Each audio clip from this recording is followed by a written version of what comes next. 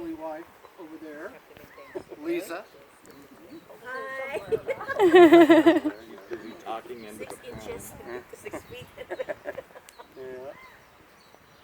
Okay, so it fell upon me, being the oldest, to give the eulogy, and so I'm going to tell you right now I'm missing a lot, but I'll try to give a cursory idea of what her life was like. And so, Beverly Marie Norton died while at home here, attended by family members. She passed quietly in her sleep at 8:30 that evening on June 14th. She was born to James and Ruth Nielsen at Upland Hospital next to Pomona, California. To James and Ruth Nielsen. Oh, I said that. Okay. February 11th, 1929, and lived in Pomona, California until age 5. Their family then moved to Spokane and then Coeur d'Alene until she was of junior high school age, and went to junior high school there and high school. She graduated from Pomona High School, and after high school she attended junior college where she majored in music, and she actually sang at the Greek Theater, which was a big deal back then. That was a big deal. She sang solo. She sang in the church choir, and it was while at church that she met my father, Dan Norton, who was in the Navy. The war had just ended, and he was up there visiting his great aunt and happened to go to the same church. Then in 1947, they were married, and and for the better part of 70 years. So I'm not quite sure they actually made it to 70 years, but they did close. Very close. She and my dad had 2 boys. Ricky, that's me. I hate being called Ricky. I don't know why they did that to me, but and it has to be spelled with an E-Y. So not only do I have to say it, my name is Ricky Norton, almost age 70, telling people that, but I have to spell it for them. Oh, double whammy. And Randy, of course. Randy Norton.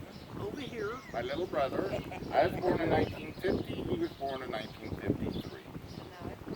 Even though he looks older than me. Cute. And in that year, when Randy was born, he joined the San Diego Police Department, and then later on became a motorcycle police officer, which was kind of dangerous, and he'd been in quite a few accidents and injuries, but he made it through. And then my grandparents bought a farm ranch in Bellevue, Idaho, and my dad was tired of being a policeman, and that's when a lot of the rioting was taking place in Southern California. Funny how not much has changed. That's right. They moved to Bellevue, Idaho, and helped to work on the ranch until it was sold. Then my dad became the chief of police of Haley, and my mother opened up the first state licensed daycare center in Haley. And she had taken care of some of the children of movie stars, scientists. One scientist had developed a cure for hydrocephalic children, the ones that get the water on the brain, the big, I don't know, those of you old enough to remember these poor children, these huge heads and small bodies. Anyway, one of the scientists' children went to the school. And then after retiring from the police department, and Mom decided to turn everything over to Randy from the daycare center, they took care of their parents. And little did they know, they were all in their 90s when they decided to do that, and they all lived another 10 years. My grandfather was 4 months short of 100, and his wife, Roxy, died at 97, and my mom's grandmother lived to be 101. So they had taken on quite a lot, and we all helped, Randy and I, and everyone helped pitch in. It was a challenge, but it was back to the basics of taking care of family at home. And I think that's a very, sorry, I'm getting a little emotional. I think it's important.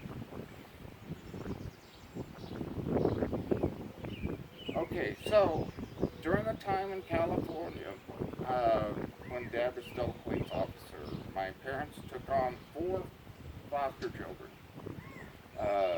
Karen and Marty were sister and brother, and Jimmy was their brother as well, and then George. So there was 6 of us suddenly instead of just 2. And Marty called Mom, until she just died. He was so close to her and Dad. So there's 9 grandchildren. There's Daniel, there's Jennifer, my daughter, Josh is Randy's son, then there's Randy Ann, who goes by Junior, Richard and Jeremy, and then Kaylee, Caitlin, Austin and Peyton are Richard's children, and then Kaylin and Marla are Marty's children. Cy and Kala are Randy Ann's children. Saul and Jerensen, odd name, but Jerensen is Josh's grandson. And I just want to mention that she had what we call Beverisms, certain statements that she made. And one was when her parents would say, well, we're going to go get some ice cream, or we're going to go up to the lake, or we're going to do this. If they didn't get right on it, she'd go, well, I guess we're not going. She was like 5. She had